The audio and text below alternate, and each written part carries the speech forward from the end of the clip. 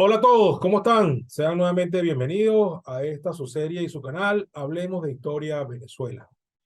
El día de hoy vamos a seguir con nuestra miniserie Bicentenario del sitio a Puerto Cabello de 1823, el verdadero final de nuestra guerra de independencia.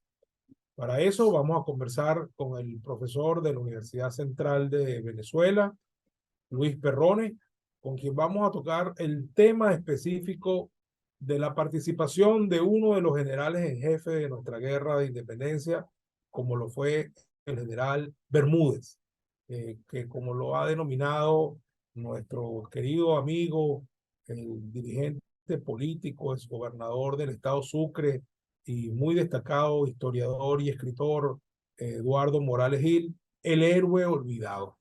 Sin embargo, bueno, el doctor Perrone lo ha estudiado, lo ha investigado y el día de hoy vamos a desarrollar este tema junto con él. Bienvenido, doctor Perrone. Muchas gracias por la invitación al programa y un saludo a todos los que nos ven. Ok, bueno, eh, doctor Perrone, o profesor, vamos a desarrollar esto de la manera en como lo venimos llevando, ¿no? En el capítulo anterior tocamos con el doctor Gustavo Luis Velázquez la participación del general Mariño, que fue el otro general en jefe que participó en este sitio. Obviamente todo el mundo habla de Páez con respecto al sitio de Puerto Cabello, porque evidentemente lo dirigió, lo estuvo allí. En su autobiografía hace un amplio relato del tema. No destaca mucho la participación ni de Mariño ni de Bermúdez, o por razones obvias, Claro. pero sabemos que tanto Mariño como Bermúdez tuvieron una participación importante en este acontecimiento. Vamos entonces a aprovechar su presencia para destacar esto. ¿En qué momento Bermúdez empieza a participar en el sitio? ¿Estuvo desde el principio? ¿Se incorpora una vez que ya está trazada la línea? ¿Cómo empieza la participación de Bermúdez en esto? Sí, bueno, en principio hay que decir que José Francisco Bermúdez era para ese momento, entre 1822 y 1823, intendente del departamento del Orinoco, es decir, la máxima autoridad de una de las circunscripciones político-administrativas de lo que entonces era la República de Colombia.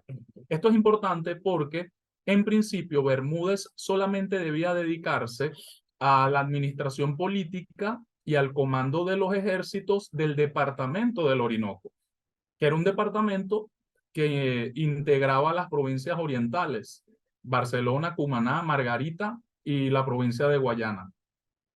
Lo curioso de la participación de Bermúdez es que él abandona su cargo como intendente del departamento del Orinoco para dirigirse dos veces a Puerto Cabello. Realmente, antes de 1823, él ya había tenido contacto o había estado en el sitio de Puerto Cabello y había podido conocer por primera vez a José Antonio Páez. En, en 1822, en lo que No se conocían previamente. sí, no Interesante. se conocían Ese previamente. era un dato interesante. Sí, en 1822, en lo que se llama el primer sitio de Puerto Cabello, que antecede a los que ocurren después, ¿En qué año dijo, profesor? Disculpe. 1822. Claro, porque historiográficamente se ubica básicamente en 1813 el primero, que es el que hace Bolívar, Ah, exactamente, después de sí. la campaña Mirable, ¿no? Sí, claro, Usted está hablando ya de los últimos, pues los que sí, son post batalla de Carabobo. exacto. Y, bueno, incluso con los post batalla de Carabobo, también se utiliza la denominación de primer, segundo y tercer sitio, Correcto, a correcto. pesar de que efectivamente hubo uno anterior Sí, en la época de la Guerra Muerte, en el que, por cierto, también participaron los orientales, correcto, porque Manuel Piar fue el comandante de la escuadra oriental que estuvo en ese primer bloqueo del 13 y del 14. correcto, Aunque historiográficamente, cuando suele hablarse de primero, segundo y tercero, se refieren los historiadores a estos últimos, correcto. a los del 22 y 23. Sí, entiendo. En el 22, cuando inicia el primer bloqueo a Puerto Cabello, acude Bermúdez al sitio con auxilios y refuerzos del departamento del Orinoco.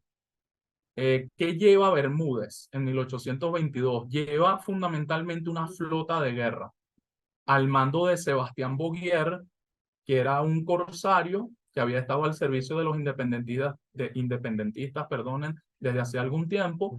Genovés, por cierto, Boguier, Y lo curioso es que además de Boguier como comandante de esa flota, Bermúdez recoge barcos de otros corsarios que se encontraban en Cumaná. Entonces, por ejemplo, Bermúdez integra barcos, reúne barcos de Enrique Taggart, de José Rafael Raffetti. Estos corsarios son los que aportan los buques con los que se inicia la primera participación de Bermúdez en el bloqueo de Puerto Cabello.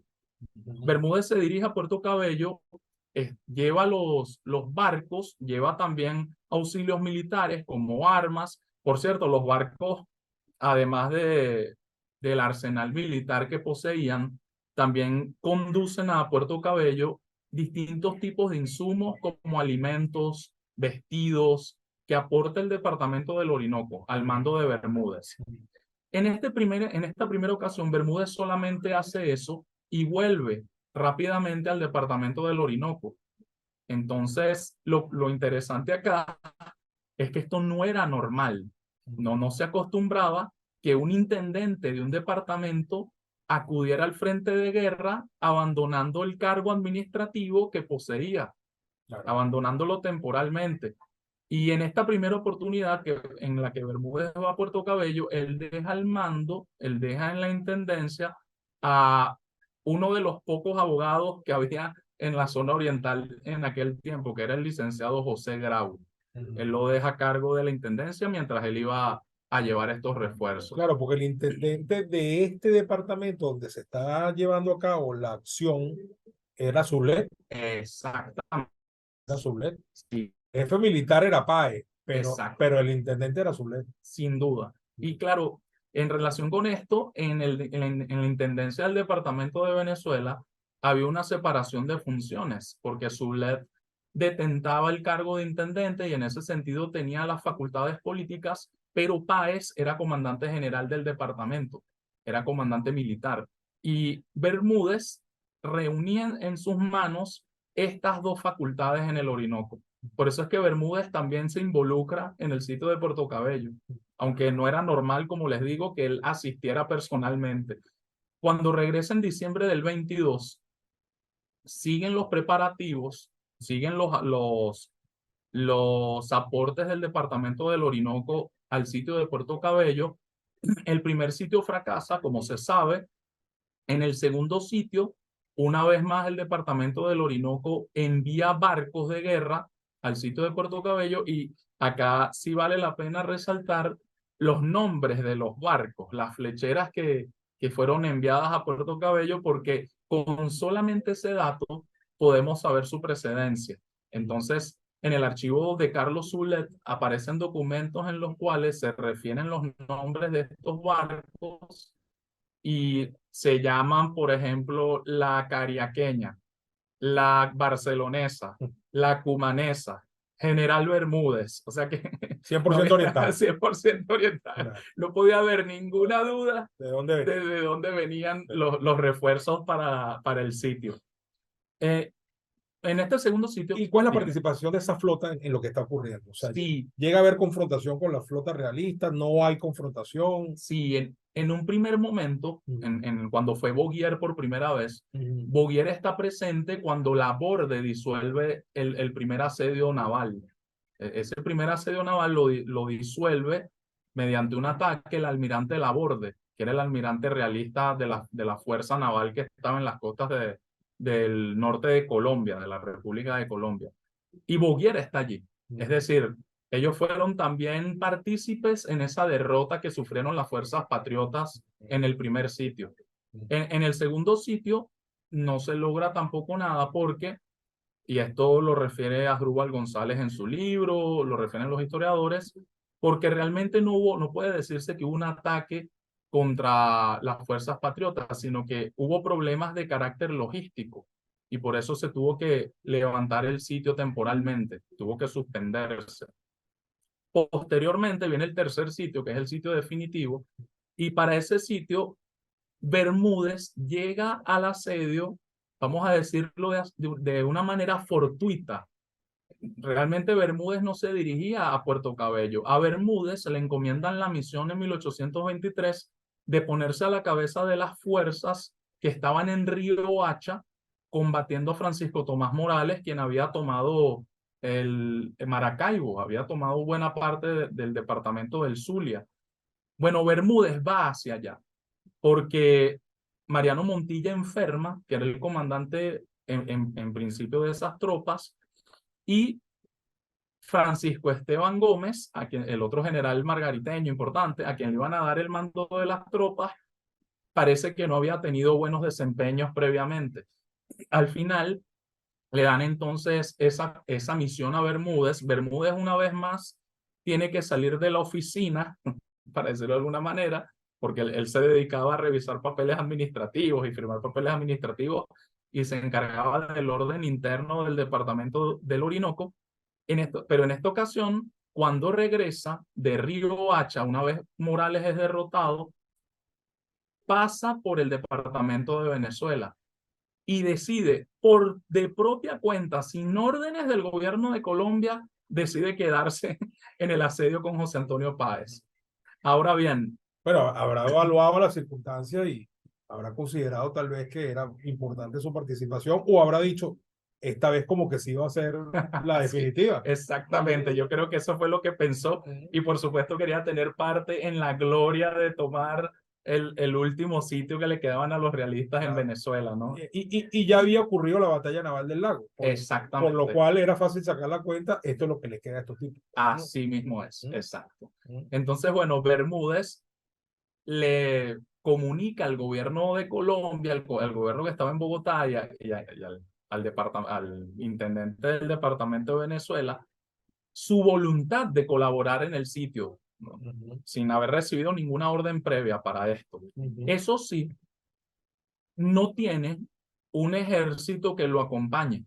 Es decir, el aporte o esta intervención que hace Bermúdez en 1823 es una intervención que es menor, es mínima, comparado con lo que había sido las intervenciones anteriores, porque estaba ya la misma flota que se había puesto a disposición de las en 1822, pero no lleva soldados. Bermúdez no tiene soldados que refuercen el sitio. Simplemente se queda con su estado mayor y con sus oficiales de confianza, que no fueron muchos además.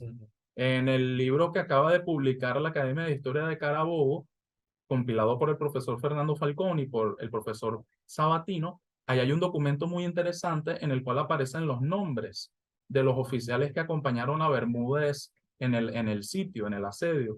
Y fueron siete oficiales nada más. Entonces, el aporte de Bermúdez es un aporte más de asesor o de consejero en el tema del sitio. Y de un general en jefe, pues. Exacto. Que tenía experiencia y charretera, pues. Sí, exactamente. Y que tenía experiencia además en un sitio previo, que esto es importante también subrayarlo, que fue el asedio a Cumaná, el asedio que puso punto final a la presencia de los realistas en el oriente del país en octubre de 1821. Es decir, que esto no era algo nuevo para Bermúdez. Bermúdez ya había participado en asedios previamente. Y déjame destacar esto, profesor. Bermúdez jugó un rol fundamental en que la estrategia que el Libertador siguió en la campaña de Carabobo tuviese éxito. Así es. Porque el plan macro grueso, las líneas gruesas de ese plan, las había trazado el mariscal Sucre en Trujillo a solicitud del Libertador pocos días después de haber firmado el armisticio, porque Bolívar estaba claro que la guerra se iba a retomar.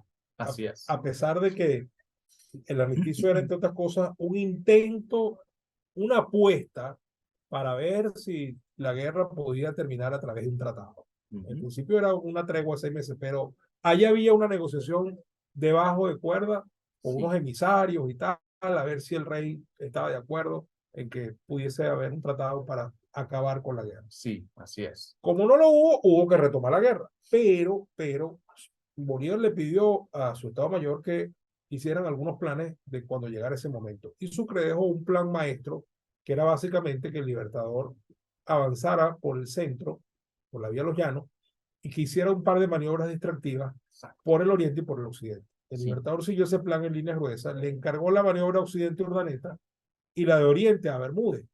Y Bermúdez hizo su parte muy bien. Así es. Y cosa que no se habla de esto, usted seguramente sí lo sabe, pero yo lo voy a comentar aquí solamente para realzar el papel importante que Bermúdez tuvo en eso. Bermúdez vino triunfante por todo el Oriente y llegó a Caracas. Así es. Y en Caracas hubo una batalla el 23 de junio de 1821 que fue importantísima. Y a pesar de que no fue un éxito, logró el objetivo de que la torre tuviera que mandar 2.000 hombres a Caracas a enfrentarse a Bermúdez. Exacto. Y sacarlos del ejército que hubiera enfrentado a Bolívar en Carabobo el 24 de julio. Sí, y lo que menciona es muy importante porque yo creo que esa es la razón por la cual a Bermúdez se le permitían este tipo de licencias. Claro, Es decir, claro. Bermúdez, porque le dio la gana, se quedó con Páez en el sitio de 1823. Claro. Y al final el gobierno lo aceptó. El gobierno le agradeció luego la participación que tuvo, que por cierto, también hay que aclarar mejor cómo fue la participación específica. Le había comentado que se trató más que todo de una especie de consejero, de asesoría a José Antonio Páez, pero Páez precisa qué fue lo que hizo. Y Bermúdez se encargó sobre todo, junto con sus oficiales, de los bombardeos sobre la plaza de Puerto Cabello. O sea, se encargó de la artillería, sí, específicamente. E incluso Páez llega a decir que Bermúdez se puso como cualquier otro soldado a montar las baterías, ¿no? A montar los cañones que apuntaban hacia la plaza de Puerto Cabello. Eso fue específicamente lo que hizo, de acuerdo con lo que señala José Antonio Páez. Pero eso sí, con siete oficiales, entre 5 y 7 oficiales, y no teniendo un cuerpo de tropa que lo acompañara. Y claro, yo creo que esto se le permite a Bermúdez estar allí y que participe en el éxito de la toma de Puerto Cabello, que ya se preveía como un premio a lo que había hecho Bermúdez anteriormente. Correcto. Es un premio que se le da. Vamos a dejar que Bermúdez esté allí. Además, Bermúdez, hay que decirlo también, Bermúdez para ese momento era el hombre de mayor confianza de Simón Bolívar y de Francisco de Paula Santander en el Oriente. Luego de las desavenencias que había tenido Bolívar con Mariño, luego de lo que había pasado con los margariteños, que en distintas ocasiones Arismendi y Gómez no obedecieron estrictamente las órdenes que se les impartían.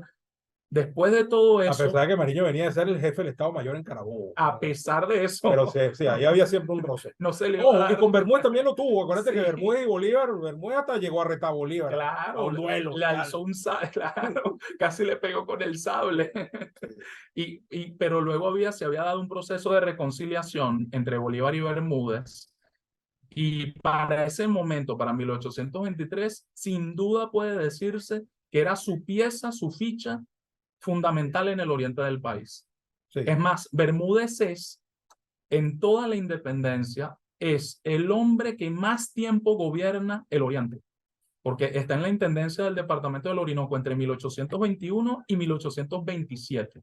6 años de gobierno que por encima de la dictadura de Mariño entre el 13 y el 14, por encima de los periodos de otros orientales. Esto es una demostración de la confianza que se le tenía tanto en los asuntos civiles, que esto también hay que remarcarlo, tanto en los asuntos de administración civil y administración política, como en los asuntos propiamente militares. Sí, bueno, de hecho, el solo hecho de que Bolívar le haya confiado la tarea que acabamos de enunciar aquí, de hacer esa maniobra del Oriente para distraer a la torre, claro. Eso es... O sea, básicamente la estrategia estaba en eso. Así mismo. Porque la torre estaba muy fuerte en el centro del país. Tenía un ejército superior a 10.000 hombres. Sí. Y tiene que desmembrarlo para atender la amenaza que significa el avance de Bermúdez desde Barcelona hacia Caracas y por el otro lado la amenaza de Urdaneta que viene desde Coro hacia Barquisimeto y de Barquisimeto hacia Valencia y tiene que entonces mandar 2.000 hombres para acá y 2.000 hombres para allá. Así es, así fue. Por eso que la torre el día del 24 de junio tenía 6.000 hombres y no 10.000. Sí, y también es importante comentar un pequeño detalle que lo señala Sebastián de la Calzada que es uno de los jefes realistas, el jefe, el jefe de el brigadier de la López. plaza de Puerto Cabello, que él comenta en un documento que también está en la colección que previamente cité, él comenta allí que al momento de rendirse a las fuerzas patriotas, quienes entraron al sitio donde él se encontraba fueron Páez y Bermúdez. Es decir, que Páez le permitió a Bermúdez estar presente en la rendición de Calzada. Entonces, es curioso porque también Páez, sabemos, Páez, por supuesto, tenía un sentido muy agudo de la rivalidad política y militar, de cómo, bueno, cómo puedo estar por encima de los que pudieran en algún momento superarme política y militarmente, pero en esta ocasión, Páez está acompañado por Bermúdez y Calzada se rinde a los dos. No se rinde solo a Páez, se rinde tanto a Páez como a Bermúdez. Por cierto, sobre eso hay un tema allí interesante, ¿no? Páez narra en su autobiografía que de la Calzada le manda un mensaje para que lo vea en la iglesia, donde él se ha refugiado después del asalto ese de la madrugada del 8 de noviembre, y ahí se presenta Páez y es donde se le rinde y le entrega el sable.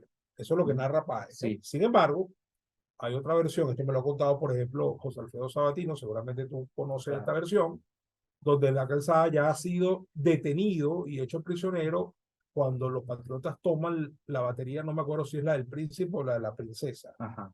Sin embargo, puede ser que aún habiendo sido detenido, lo hayan reconocido como el brigadier de la Calzada, jefe militar del enemigo, y lo hayan puesto allí en ese sitio para presentárselo a Páez. Eso es posible. Sí. Lo que pasa es que yo no sé exactamente dónde está la verdad última de este asunto. Sí. Pero José Alfredo Sabatino, que además es el presidente de la academia, me asegura que en los documentos que se encontraron, donde están los detenidos de la toma de cada una de las baterías, aparece la Calzada como uno de los prisioneros capturados en la toma de la batería. Interesantes. No, y en relación con lo que mencionaba acerca de la autobiografía de Páez, que Páez dice que él fue Claro. el que estuvo en la rendición de Calzada, pero en los documentos coetáneos dice otra cosa. Dice que estuvo acompañado por Bermúdez. Bueno, fíjate. Bueno, cómo con el tiempo desaparecen algunos personajes del relato. Y Páez no dice que estaba acompañado de Bermúdez. No, seguro en la autobiografía. En la autobiografía no lo dice. Bueno, son cosas, pues. Sí. Cada quien va escribiendo lo que quiere escribir. Ahora, para eso están los documentos. Claro, ¿no? Así es. ¿En qué documento está descrito el hecho de que estaba con Bermúdez? En uno de los documentos que está en la colección que acaba de publicar la Academia de Historia de Carabobo. Allí pude verlo, sí. Es como una relación que hace Páez de lo que fueron, bueno, no, falso. No es Páez, perdón, es Calzada el que lo dice. Es Calzada el que lo dice. Bueno, los que lo rindieron fueron Páez y Bermúdez. Páez acompañado de Bermúdez. ¿Y dice que fue en la iglesia? No dice que fue en la iglesia. No dice. No dice. Ya. No recuerdo. Interesante, bueno, pero que la Calzada diga que se rindió ante Páez y Bermúdez le da crédito a la versión de Páez. Que él fue y recibió el sable de las manos de la Calzada. Claro. En la iglesia, no en la iglesia, ya lo habían capturado, no lo habían capturado. Bueno, el documento que encontró, que refiere Sabatino, dice que ya había sido capturado en la toma de la princesa. Bueno, a lo mejor capturado y todo, dijeron, bueno, usted es el jefe, vamos a salvaguardarlo aquí y traemos a Páez donde él está. Sí, no, ahí vemos, es curioso porque son varias versiones, que hay que tomar con cuidado porque uno no sabe quién está diciendo la verdad. Sí. No, pero interesante, ¿no? Interesante. En todo caso, Bermúdez estaba allí, eso es un hecho. Sí. A diferencia de Mariño, que no está presente en Puerto Cabello para el 8 y el 10 de noviembre, Mariño no está. Gustavo Velázquez refería que además Mariño tenía problemas de salud y se tenía que ausentar de manera recurrente, pero Bermúdez sí está. Yo entiendo, profesor Perrone, que luego de que todo finiquita, acuérdate, además recordamos todos que además de los eventos del 8 de noviembre, el 10 es que se firma la capitulación. Luego ellos entran a Caracas, todos juntos, Mariño, sí, claro. Bermúdez, entran los tres juntos. En diciembre ya, ¿verdad? Sí, y se les hace un banquete. ¿Usted tiene precisada esa fecha? No, no la recuerdo en este Ya. momento. La fecha Fue, exacta de entrada en fue Caracas, los primeros días de diciembre, eso estoy seguro, y fue una cosa importante, pues, los tres generales en jefe que venían sí. triunfantes, ¿no? Y bueno, y luego emitió un decreto el gobierno de Colombia desde Bogotá, otorgándoles unas medallas como premio, unas medallas de oro con diamantes. Wow, eso es importante. Sí, ese fue otro de los premios que recibió Bermúdez por haber participado voluntariamente en el asedio. Qué bien. Sí, Pero Bermúdez, sin duda alguna, como dice, insisto en la frase de Eduardo Morales, el que incluso escribió un libro con ese título, El héroe olvidado. Es un héroe de una gran importancia, pero no lo tenemos tan presente en todas nuestras evocaciones, claro, sí. ni en los estudios de historia que nos dan en el colegio, ni nada por el Sí, estilo, ¿no? O sea, sabemos que existe Bermúdez, pero no lo estudiamos suficientemente. exactamente, Esa es sí. la verdad, ¿no? Bueno, profesor, ¿algo que usted quiera agregarle aquí a la participación de Bermúdez al sitio Puerto Cabello? No, bueno, lo que puedo decirles es que luego de terminado el sitio, volvió a sus quehaceres administrativos. Se encerró de nuevo en su oficina en Cumaná, siguió administrando los asuntos de todas las provincias orientales y hasta 1827, por cierto, que es cuando es sustituido por Mariño. Ujú. Perdón, finales de 1826, que sale temporalmente, lo sustituye Domingo Vallenilla, si recuerdo bien, y luego entra Mariño en la intendencia. Pero Bermúdez volvió a Y su cargo. esto no tiene que ver con el tema del programa de hoy, pero yo creo que vale la pena y le agrega al programa. ¿Qué postura va a tener Bermúdez frente a la Cosiata? Ah, no, este es un tema impresionante porque Bermúdez se confunde en 1826. Bermúdez no tiene claro, siendo intendente del departamento del Orinoco, cuáles son las intenciones de Bolívar. Él no las tiene claras. Entonces, cuando se inicia la cociata en Caracas, a la cual luego se añaden otras ciudades, otras localidades, Ujú. en el oriente, en Cumaná, en Carúpano, también se alzan algunos grupos que Ujú. quieren las reformas constitucionales tal como la estaban pidiendo en Caracas. Bermúdez los combate, incluso hubo derramamiento de sangre en Cumaná. Hubo enfrentamiento armado entre los partidarios de la Cociata y los partidarios de la Constitución colombiana. Bermúdez defiende la Constitución colombiana sin saber que ya Bolívar tampoco la quería. Aquí pasa algo interesantísimo Es que la porque Cosiata no es exactamente lo que se ha vendido que es. no, Es muy interesante estudiarla, ¿no? sí. Entonces, ¿qué ocurre? Bermúdez defiende la Constitución colombiana, Bolívar apuesta ya por la Constitución boliviana, con el poder ejecutivo vitalicio y hereditario, y cuando Bolívar viene a Caracas en 1827, Bermúdez lo visita y recibe un regaño del Libertador. En esto coinciden varios historiadores, coincide, por ejemplo, aparece en Francisco González Guinán, que por cierto incluye un dato, un pequeño pie de página en el cual hay una anécdota, él incluye hay una anécdota según la cual después del regaño que le dio Bolívar a Bermúdez por haber defendido la Constitución colombiana, porque ya les comenté, Bolívar quería la Constitución boliviana, eh, parece que Bermúdez salió tal como era su personalidad, ¿no? Salió furioso de la reunión con Bolívar e insultó a Bolívar en plena calle, a mitad de la calle, y esto lo registra González Guinán. Y esto le costó a Bermúdez el cargo, le costó a Bermúdez el cargo, por eso Bolívar lo sustituye con Mariño Imagínate. en 1827. Y bueno, otra vez entra Bermúdez en el proceso de recobrar la confianza del Libertador, pero Bermúdez se confundió Es que, es que, es que, es que fue muy confusa la situación, Sí, claro. profesor, porque la gente pensaba que Bolívar iba a venir a cortarle la cabeza a Páez. Y es Exactamente. todo lo contrario. Eso, así Bolívar vino y es. lo que hizo fue ratificar a Páez. Y, Claro, y en una carta que le escribe a Salón le termina diciendo, alíese con Páez, que en todos estos resultados es mi mejor amigo. claro, así es. ¿Ah? Porque, Sí, y le dice a es Páez, cierto. la desgracia Colombia empezó cuando usted lo citaron a declararse Congreso y tal. Exactamente, así Bueno, es. bueno. Claro, porque suele hacerse énfasis en las diferencias que había entre los cociateros y Bolívar. Pero la verdad es que también tenían un objetivo en común, acabar con la Constitución de Cúcuta Y frenar a Santander. y frenar a Porque Santander. realmente el problema empieza por las pugnas entre Santander y Páez. Sí. Y por la forma como Santander trataba de manejar a Páez. Claro, Y básicamente el tema revienta por un tema de desobediencia frente a Santander. Pero si algo caracterizó la conducta de Páez en las primeras de cambio, el problema fue, un momentico, yo no voy a hacer nada aquí hasta que el Libertador no diga qué es lo que vamos a hacer. Fue exactamente. tremendamente Sí, leal a Bolívar. sí, claro. Tremendamente leal a Bolívar. Sí. Hasta le propusieron hacer una constituyente y dijo, ya, un momentico, ya va. Sí, Pero vamos a esperar que llegue el Libertador. exacto, así fue. Claro, y en cambio Bermúdez calculó mal. Bermúdez creyó que Que está con Bolívar era defender la... Así es. Así es. Defender la Constitución de Cúcuta era defender los deseos de Bolívar y no fue así. Sí, bueno, que era, ojo, y tenía cierta lógica pensar así, Claro, porque además la Constitución de Cúcuta también era hija de Bolívar, así es. con su pensamiento de 1821. Claro. Lo que pasa es que, claro, después en Bolivia, la de Bolivia era más directamente hija de él nada más, porque ahí plasmó Bolívar todo su pensamiento. Exacto, sí. Como principal constituyentista, ¿no? Así es, así es. Bueno, excelente, profesor. Hemos tenido una gratísima conversación.